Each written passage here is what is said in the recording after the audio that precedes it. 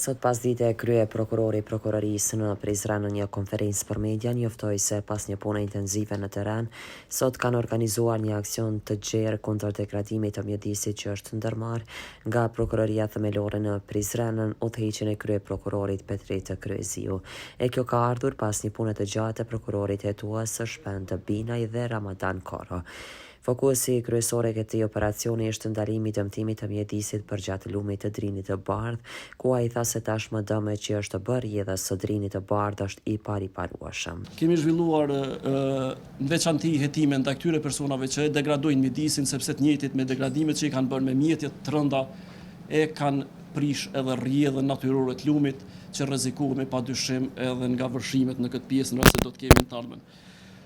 Këta të pandehur, cilët i kemi arrestuar sot, kanë vepruar në kundërshtim me ligjin për miniera dhe minerale dhe kanë vepruar në kundërshtim të plot që nga viti 2016, secili prej tyre janë duke punuar pa licenca, sepse asnjë, po e përsëris, asnjë prej operatorëve ekonomik që veprojnë, po flasim për regionin e Prizrenit, nuk kanë licenca për operim për nxjerrje të rrës dhe zhavorit. Andaj në veprimet e tyre kanë konsumuar elemente të veprës penale të ndotjes dhe degradimit të ambientit. Përveç kësaj, duke marrë parasysh mjetet e rënda që ata i kanë përdorur, pas vetes kanë lënë gropa të mëdha që, siç e dini, në atë zonë ka edhe banor për rreth, që janë për rreth lumit dhe aty padyshim që frekuentohen përveç nga bujqit në atë pjesë, edhe nga pjesa më vitale nga fëmijët që në të kaluarën e dini që ka pasur raste edhe humbjes jetës, andaj me veprimet e tyre dhe gjendjen që po e shihni edhe në terren. Këto janë pamjet të nxjerra nga masat e veçanta hetimore, shihet që degradimi është në shkallë të lartë dhe rrezikshmëria padyshim që është e madhe, andaj kanë konsumuar sipas prokurorisë edhe elementet veprës penale shkaktimit të rrezikut të përgjithshëm. Aksioni i sotëm i paraprin një hetim mbi 4 mujor. Ju e dini në prezantimin e planit të punës që e kanë bërë para jush në janar, një prej top 5 objektiva kryesore ka qenë edhe luftimi i veprave penale kundër mjedisit. Andaj qysh muin shkurt, personalisht, me vetë iniciativë, kam autorizuar hetimin, faktikisht një sitin e hetimeve kundër mjedisit, që është në kuadër të drejtorisë së krimit të organizuar në Prishtinë, ku me të njëjtit kemi nxjerrë dhe kemi mbledh provat shumëta materiale, kemi aplikuar masa të veçanta hetimore, kemi marrë filmime ditën dhe natën, ashtu siç këta operatorë kanë operuar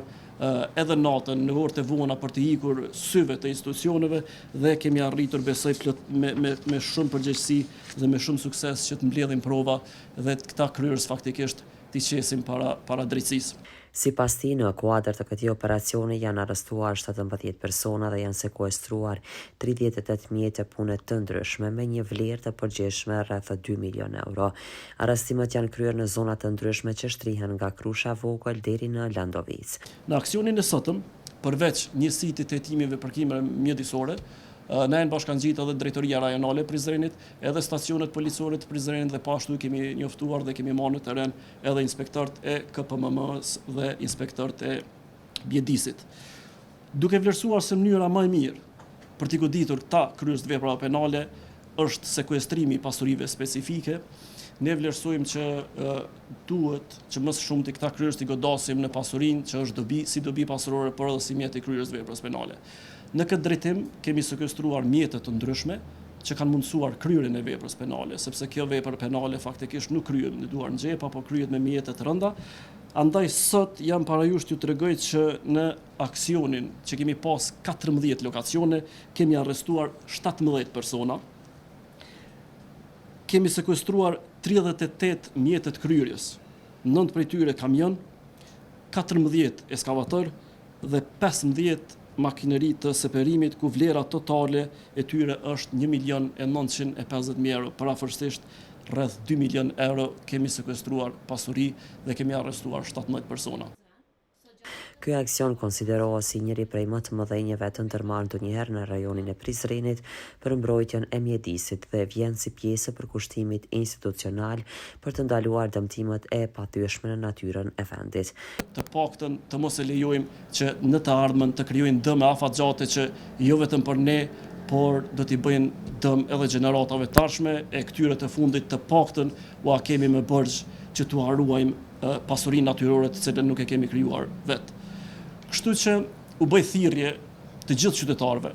sidomos ata që jetojnë dhe banojnë për rreth lumit Drini i Bardhë, që të bashkëpunojnë me organet e ndjekjes dhe sa herë që shohin kryerës të tillë ta njoftojnë prokurorin, ti njoftojnë policinë, sepse tek e fundit është edhe obligim qytetar dhe mbi të gjitha është obligim qytetar, jo vetëm për raportim veprave, por edhe mbrojtja e mjedisit. Kjo është në pika të shkurtra konferenca për të cilën ne kemi vlerësuar që ta mbajmë, sepse veprat penale të mjedisit duhet t'u japim rëndësi, duhet t'u japim peshën që e kanë, ashtu sikur që i trajton edhe bota mbar, ashtu siç i trajtojnë edhe vendet e Bashkimit Evropian, kështu që ne do të jemi këtu dhe jemi këtu për ta bindur edhe gjykatën që jo vetëm të kemi sekuestrim, por të kemi edhe konfiskimin në të ardhmen. Ajo që e thash që në fillim, ne kemi siguruar provat shumë të materiale, një pjesëve që shihni, ato që kemi mund të ndajmë për media, që edhe ditën, edhe natën, ka makineri që pa pushuar, kanë punuar në atë pjesë, mirë po sot kemi arritur që ti ndalim këto makineri, kemi arritur që të gjitha prej këtyre ti sekuestrojmë, pa dallim dhe kemi arritur që edhe personat ti arrestojmë. Kurse i tha se ne nuk do të ndalojmë vetëm me këtë, por jemi edhe në konfiskimin e mjeteve të atyre pronarëve, sepse janë disa recidivistë dhe mendoj se pasuria atyre pra mjetet e rënda duhet të konfiskohen. Shumë prej tyre janë operatorë të njohur për ne, janë recidivistë të veprave penale. Nuk është hera parë që i kemi vendosur para drejtësisë, por unë mendoj që është hapi i fundit dhe ne do ta bindim edhe gjykatën me prova materiale që këto mjetet duhet konfiskohen. Dhe në rast se nuk kemi arritur në këtë rast që ti konfiskojmë mjetet e kryerës me akt gjykimit plotfuqishëm të gjykatës, atëherë padyshim që e konsideroj që nuk e kemi arritur edhe qëllimin tonë, sepse qëllimi jonë është që t'u marrim mjetet e kryerjes pavarësisht vlerave të mëdha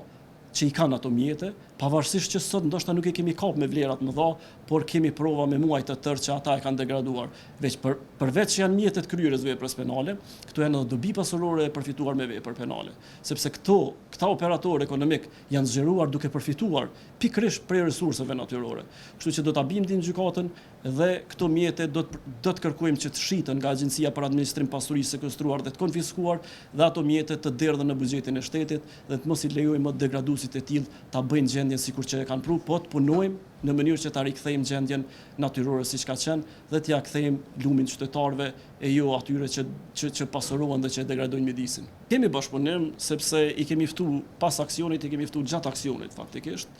Edhe ata janë duke kryer tani punën në terren, janë duke bërë matjet e dameve dhe janë duke e parë se secili operator se në çfarë pjesë ka operuar dhe janë duke bërë ekspertiza të cilat do t'i pranojmë me kohë, siç ndodhet në raste të tjera.